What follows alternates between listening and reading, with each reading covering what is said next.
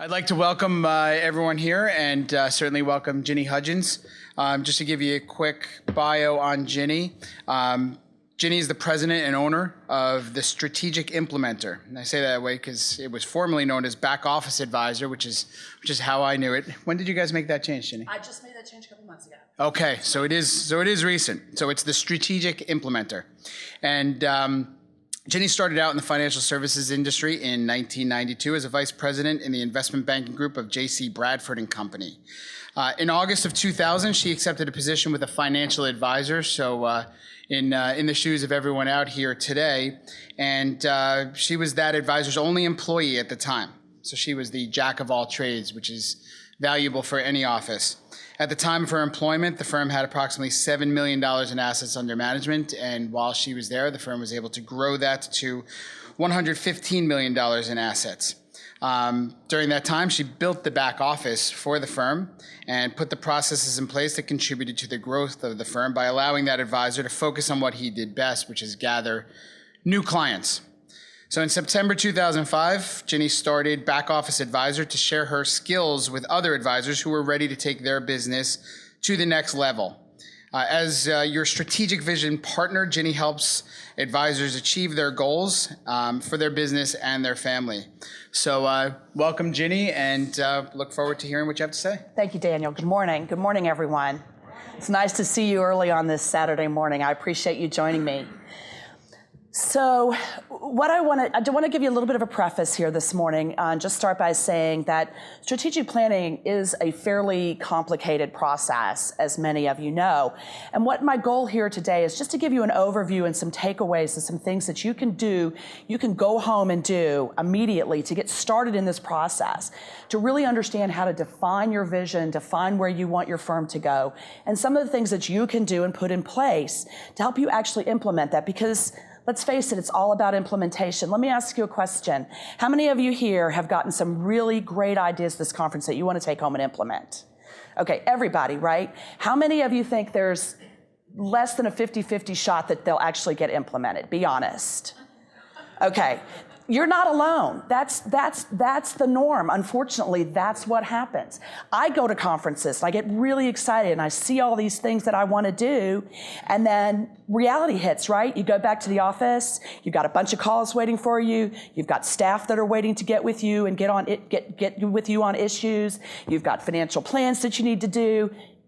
You know how it goes, right? That's just what happens. What I want to help you understand today is that strategic planning is not a once-a-year thing. It's a new way of thinking for you in your firm. It's something that you need to think about on a daily basis. It's not a standalone thing that happens once a year. You, as the owners of your firm, have a responsibility to be strategic on a daily, weekly, monthly basis if you really want to grow your firm to where you want it. And Ryan Moeller did a great presentation yesterday from TD Ameritrade, and he talked about all the things that you need to do to grow your firm, your ideal firm, grow your business. I want to add one more to that. How many of you got into your business because you were looking for a quality of life that you didn't have in your other business, in it working for someone else? Okay, well, I did. I got into my own business like you because I wanted a quality of life. I wanted to be able to travel with my husband and spend time with my stepchildren. And unfortunately, when we run our own businesses sometimes, we end up working more than we did before. So I want to talk today about some things that you can do to help you actually live that ideal quality of life as well as grow your business. So strategic planning really breaks down to these things: preparation, strategy, and implementation. The preparation, I'm going to talk about some homework that I want you guys to do. And I want you to focus on the concepts that I'm talking about today. Don't focus on the templates. Any templates that you see that I use today, if you'll send me an email, I will fire them out to you free of charge. So don't worry about any of the templates. I'll get you anything that you want to help you do this process, okay? Just focus on the concepts. This took me 6 years to figure out. Sometimes I'm a little slow. Financial planning and strategic planning are very similar. Can anybody see that? Can anybody think that through and see that? What do you do for your clients? You sit down with them. You ask them questions. You figure out where they want the money to go, to grow, to do, right? It's exactly the same thing with strategic planning. You're going to ask yourself some questions. You're going to figure out what you want your firm to look like, and you're going to figure out the quality of life that you want your firm to provide for you. Again, sometimes I'm a little slow. The light bulb finally did go off. There we go. So let's talk about some warning signs that you need a strategic plan. If you can answer yes to any of these questions, you need a strategic plan. You're asked where your business will be in 1 year and you have absolutely no idea. You can say, I hope this is where it is. Notice how I didn't say you hope where your business will be. You have some idea where your business will be, where you want your business to go, but you have no idea how you're going to get there. You have a hard time explaining what you do. And let me preface this by saying, answering I'm a financial advisor or I'm an investment manager is not a legitimate response. That's like saying I sell used cars. And I was a financial advisor, and I'm not knocking on your profession. I have my own financial advisor. It's just not interesting enough to have people ask you additional questions about what you do. So I would ask you to really, Abby Salome did a fantastic presentation yesterday on establishing your mission statement, your vision statement, and your value proposition. I have some templates for that as well. I'm going to talk about that a little bit later. Please, please get your mission statement, your vision statement, and your value proposition in place if you don't have one. Everything on your to-do list is a priority. You get up in the morning, I look at Redtail, I use Redtail, and it's just full of things to do because you don't have a plan where you know exactly what strategic things you need to do in addition to the things you need to do for your clients. People don't refer you because they're not exactly sure what you do. If you don't know what you do, they don't know what you do. You ask your staff what success looks like and they stare at you like the deer in the headlights. They don't have a clue. They don't say things like millions of happy clients who happily pay our fees or great technology that streamlines our systems. They don't know what success looks like because it hasn't been defined. This is the worst one right here.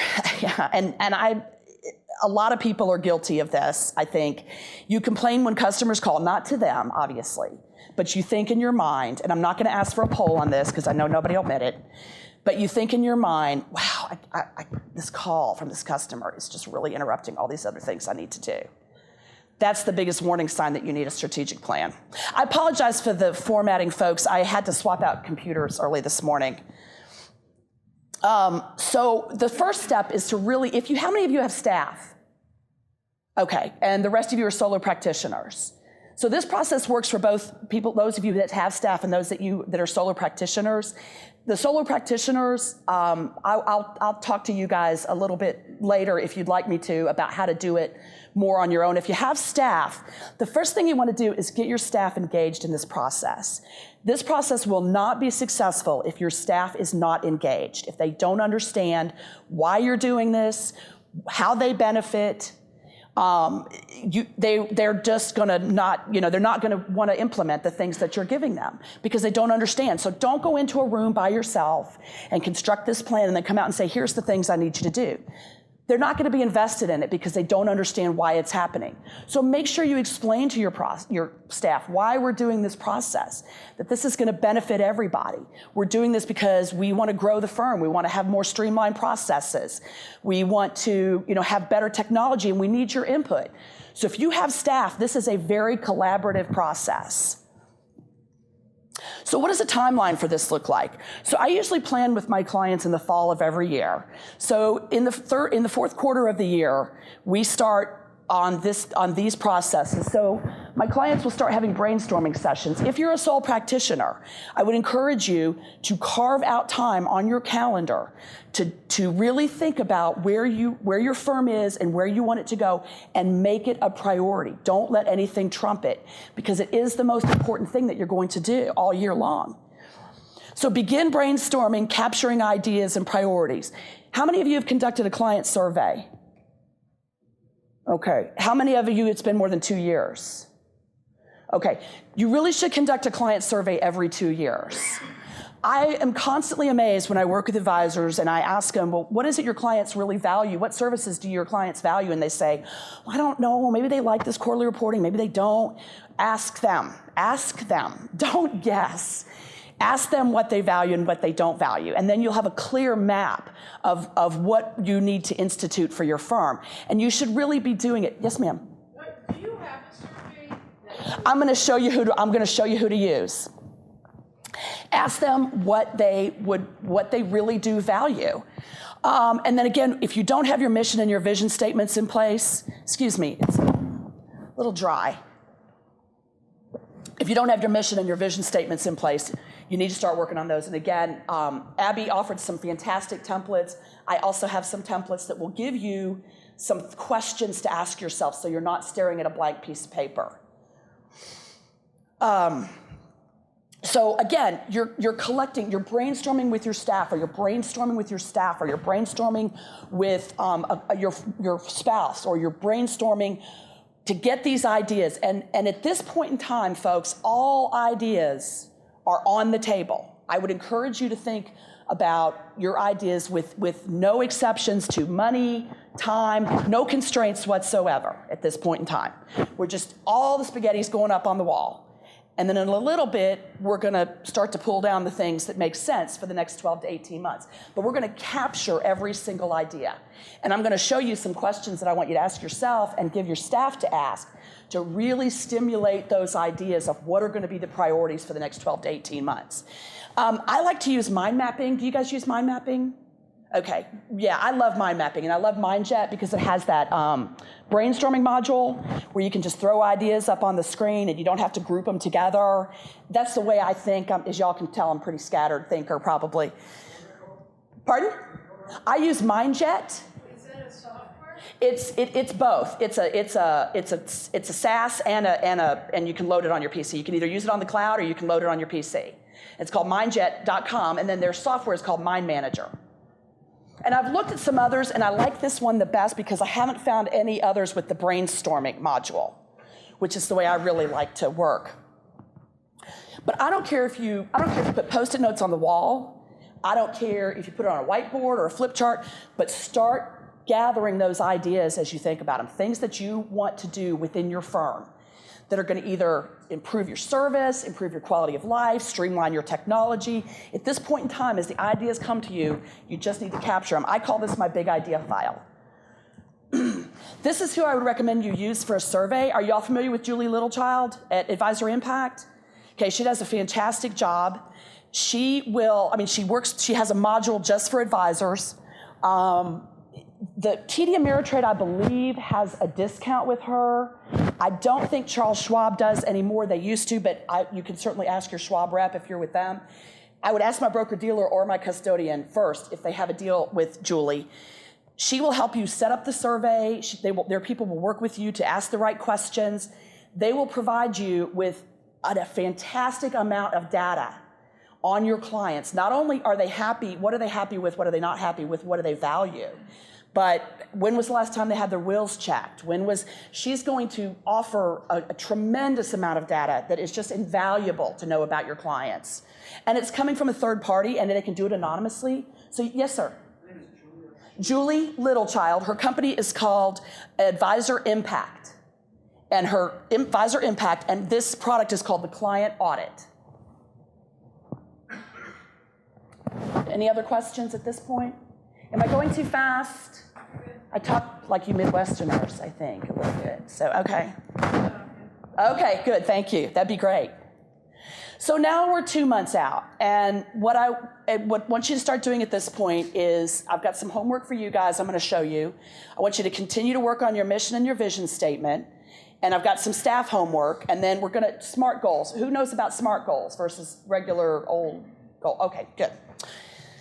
So, question for you as the owner. Why did I start my business?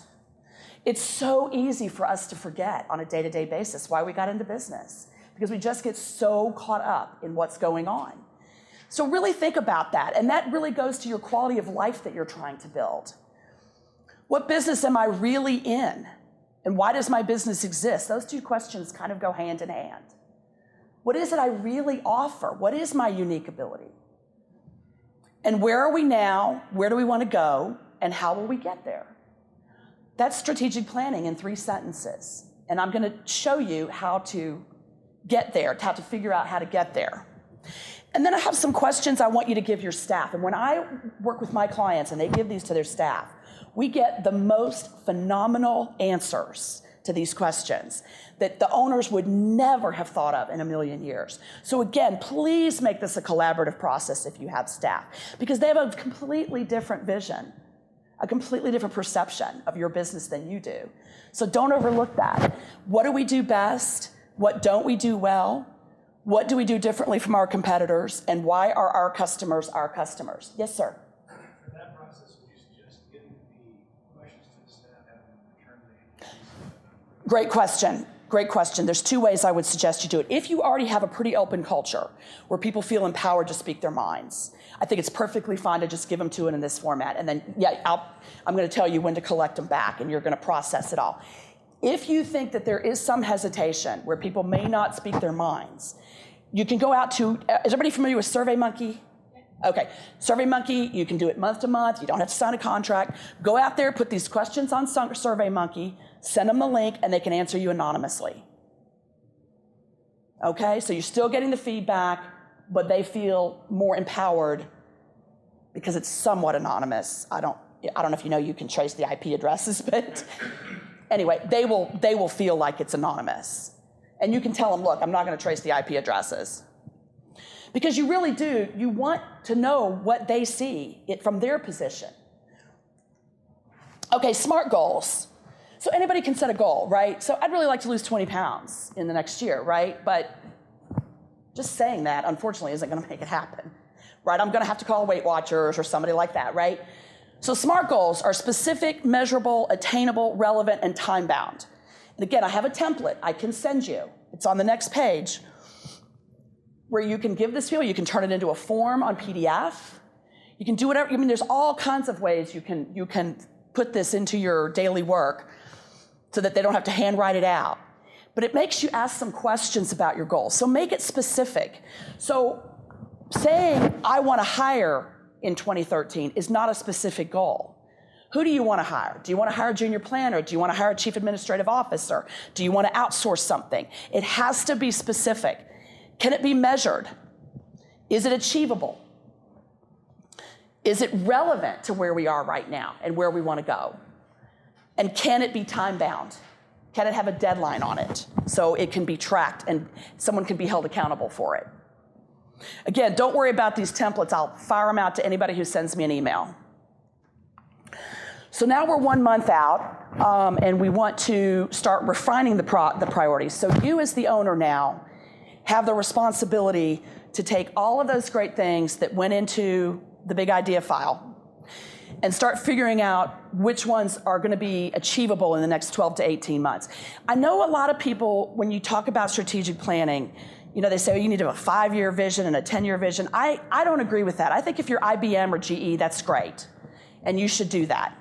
I think that strategic planning for our industry is simply looking at what do I want to accomplish in the next 12 to 18 months, where do I want my firm to be, capturing all of those ideas, retaining them. So even if they're not implemented in the next 12 to 18 months, you're not losing anything. They're still there. You can still revisit them. And you're going to revisit your plan frequently.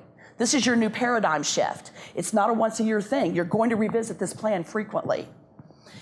So you're going to start refining the priorities. You're going to assure your staff, look, you know what, that was a great idea. It's just not something we're going to be able to do at this point in time.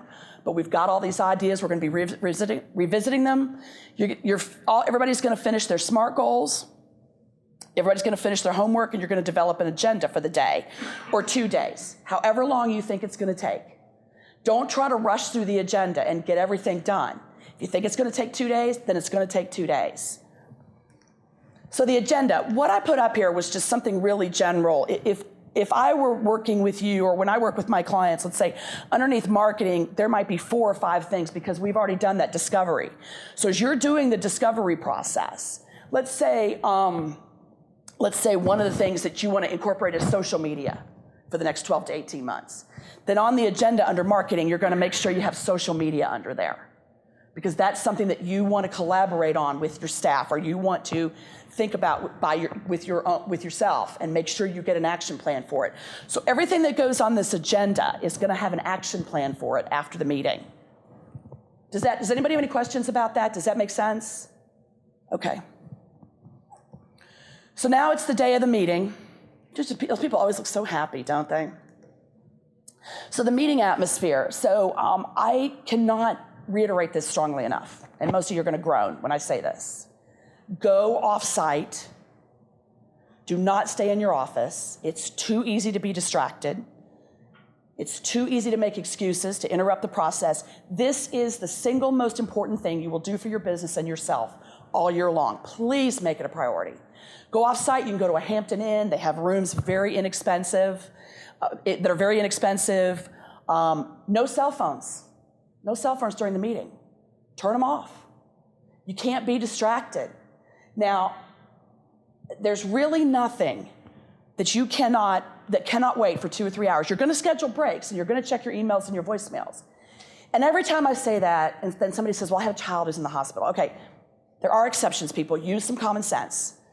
But in the grand scheme of things, there's really nothing that's not so important that it can't wait 2 or 3 hours. Use your out of office. Use your email out of office. Let people know what you're doing. My clients will actually, and my advisor does this. Jenny, hey, our offices are going to be closed for the next 2 days because as a firm, we're doing strategic planning so we can improve our services to you, the client. Let people know that you're doing that.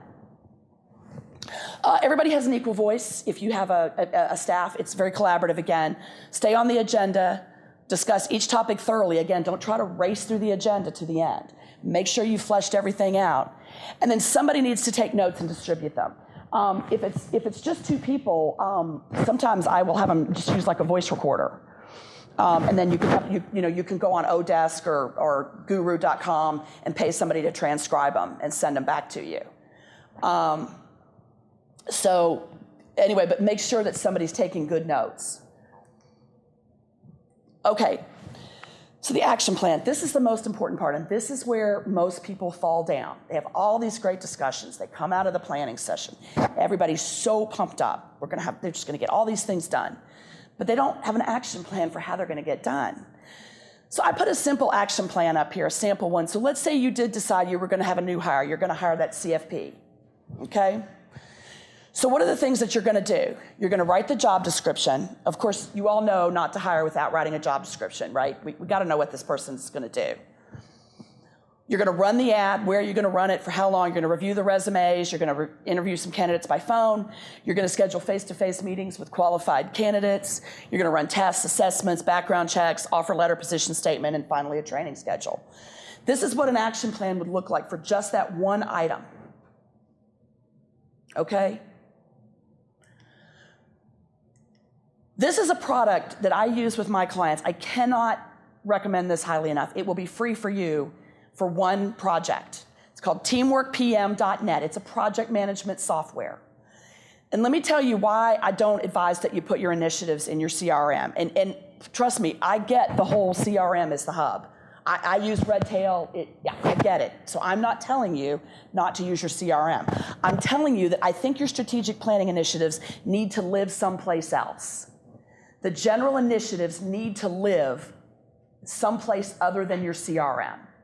So that when you're having your weekly or your bi-weekly meetings, where you're going through with your staff and you're talking about what's been accomplished and what hasn't been accomplished, it's right here. And I have no interest, financial or otherwise, in any of these.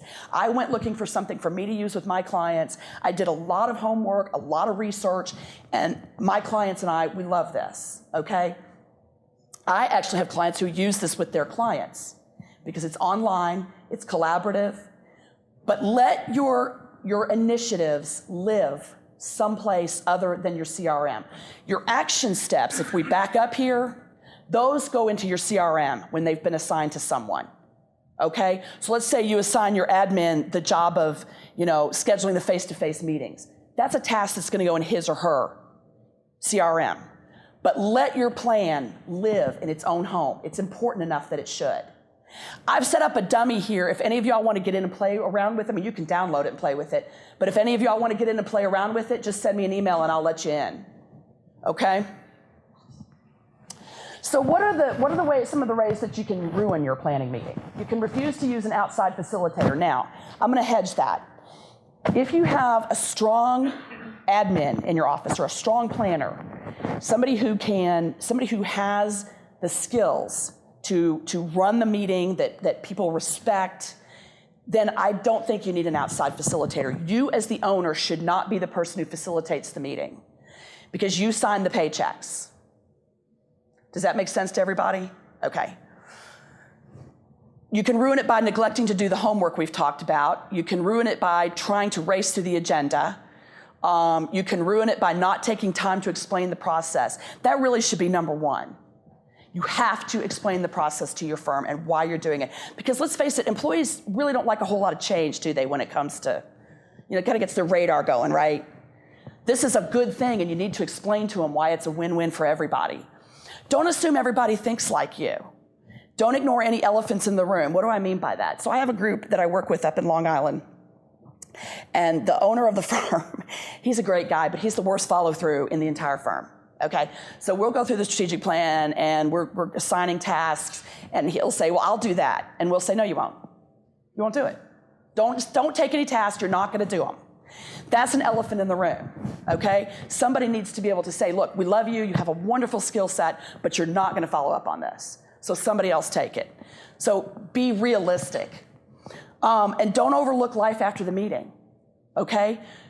I want you, now that you have your plan in place and you've put your initiatives up on Teamwork and it's living in its own home and you've outlined action steps for all of your initiatives, you're gonna meet bi-weekly to talk about nothing but your strategic plan. That's it. You can do it after your staff meeting. You can do it if you have a separate marketing meeting. You can do it after your marketing meeting. But I want you to spend 30 minutes every 2 weeks with your staff talking about what's been accomplished, what hasn't been accomplished, why hasn't it been accomplished, what are the challenges, what are the hurdles. That's how you get your plan implemented. You have to be your own strategy manager. Okay, does that make sense to everybody? It's simple, but it's the key.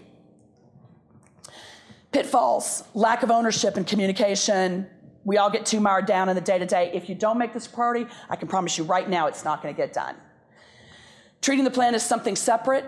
Don't take on too many initiatives. Don't hold just one meeting a year. Make sure you have action plans for every initiative you want to put in place. And make sure your employees are empowered to do the work that they need to do. Get everyone involved from the start. Appoint a strategy manager. Hook achievement into incentives. A lot of times I work with my clients and to put incentive compensation plans in, to tie them in, to tie their compensation into getting these incentives accomplished. So there's a lot of ways you can do this. Use the KISS principle, lead by example, and celebrate your successes. That's really important. If you get one of your initiatives achieved, make sure you guys celebrate it. This is to Mark Tiberghien. Everybody knows Mark Tiberghien, right? Everybody's familiar with Mark. Okay, so I am a big disciple of Mark Tiberghien's. He's really one of the reasons I got into this business. Has anybody ever seen these from Mark? Okay, Mark has done a lot of studies, and this is what he found out differentiates elite firms, elite advisor firms from all the other firms. They figure out what their clients want and they deliver it to them. Client survey, right? They survey their clients, they find out what they value, and they give it to them. They have strong strategic alliances, not so much for referrals, but for the clients to use. It took us, in the firm that I was building with my partner, unfortunately it took us 4 years to figure this out. CPAs and estate planning attorneys, God love them. I have a son who's an attorney, God love them. They don't get it.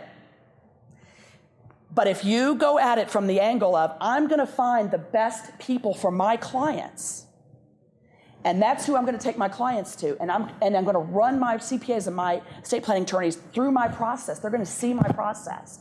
I promise you they will get it, and they will start bringing you referrals. They have clearly defined strategies and ongoing planning sessions. There you go.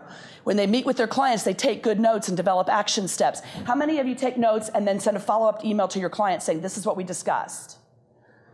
Okay, you guys get a gold star. The rest of you, you need to see me about how to do that, okay? I mean, you can ask the question after this and I'll tell you how my clients do it.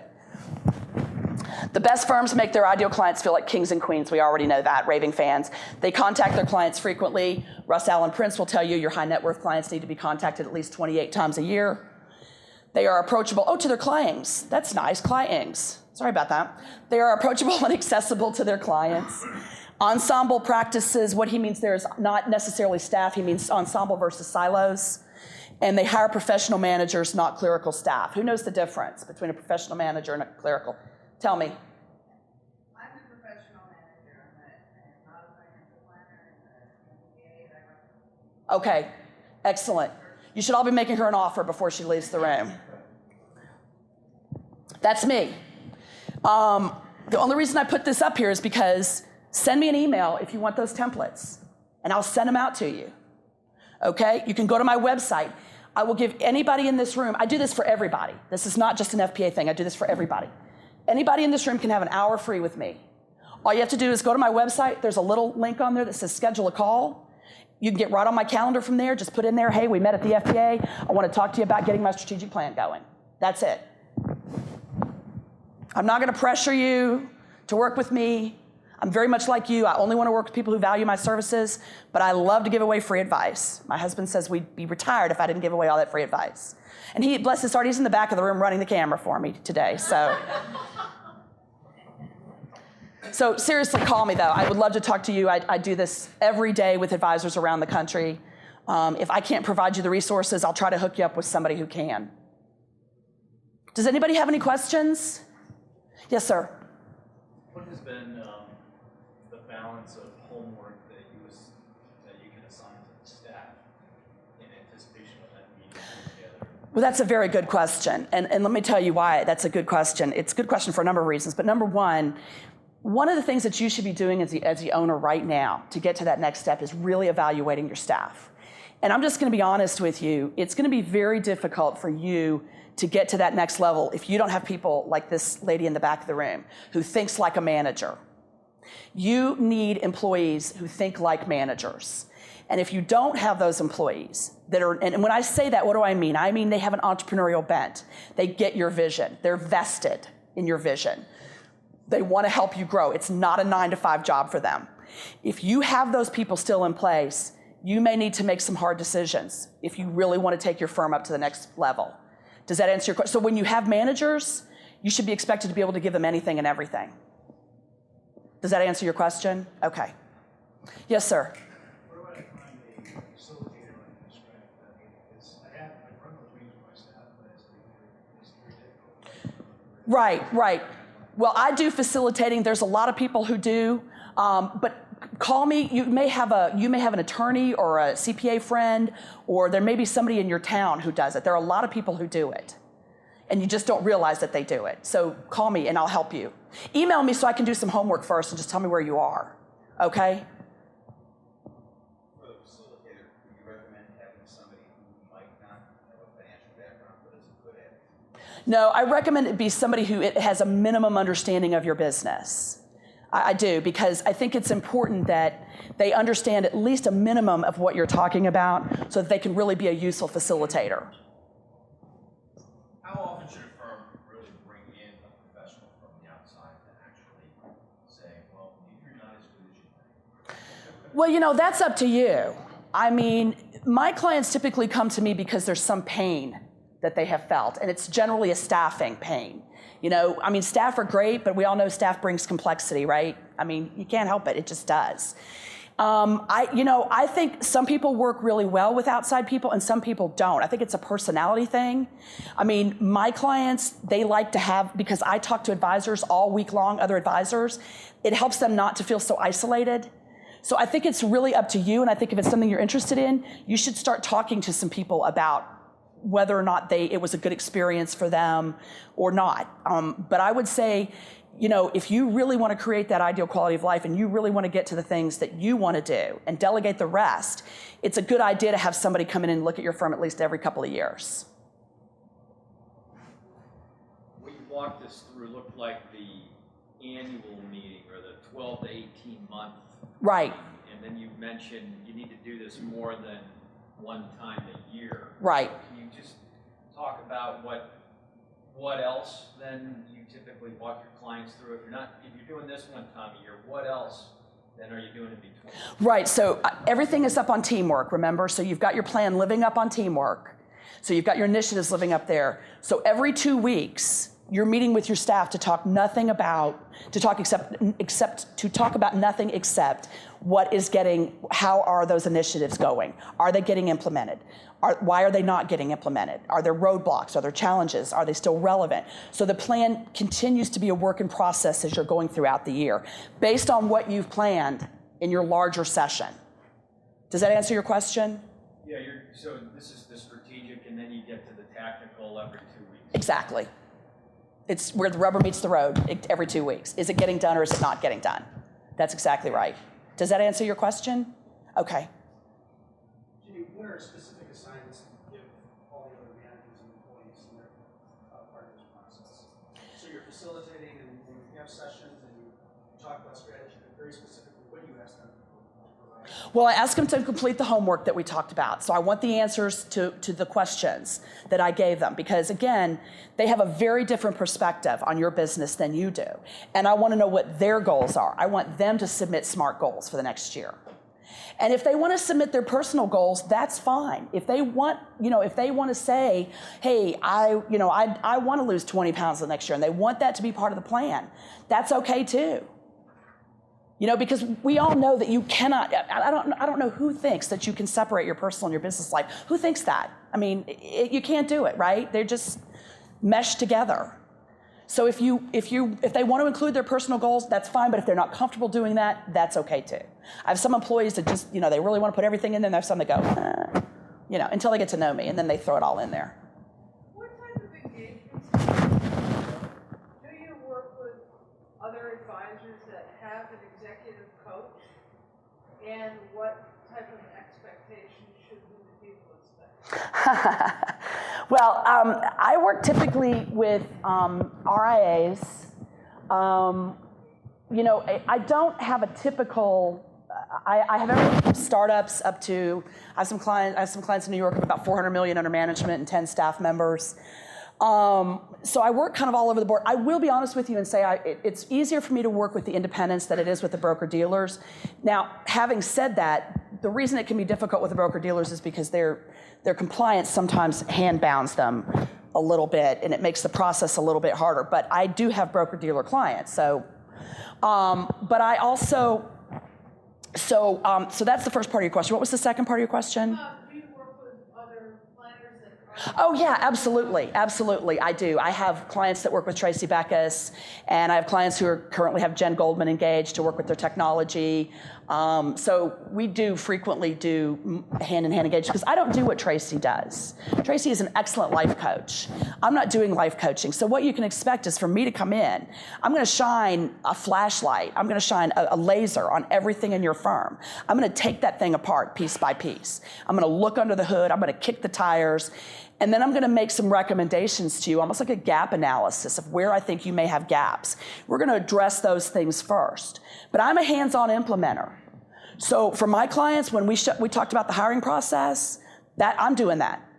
I'm writing the ad, I'm posting it, I'm culling the resumes, I'm having the phone interviews, I'm doing the assessments, and I fly to my clients' offices a couple times a year to meet with the staff, meet with the owners.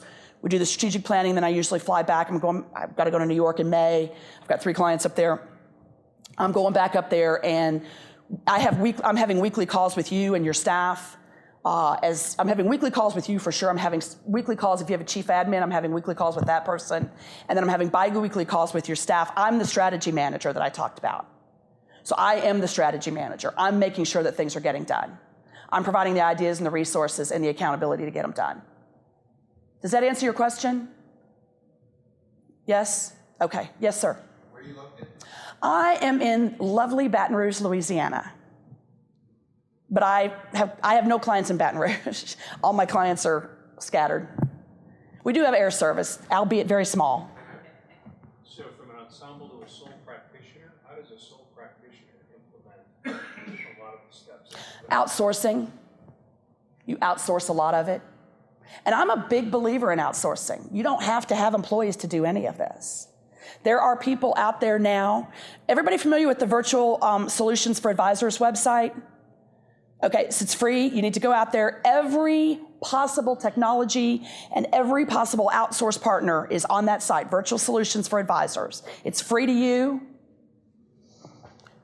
And there is something out there for anything you want to outsource. I can guarantee you that. Now, 10 years ago when I was practicing, and I'm sure when a lot of you guys got started, that was not the case. There's something for everything now. Whatever you want to outsource, it's there. Financial plans, you want to outsource that. anything and everything.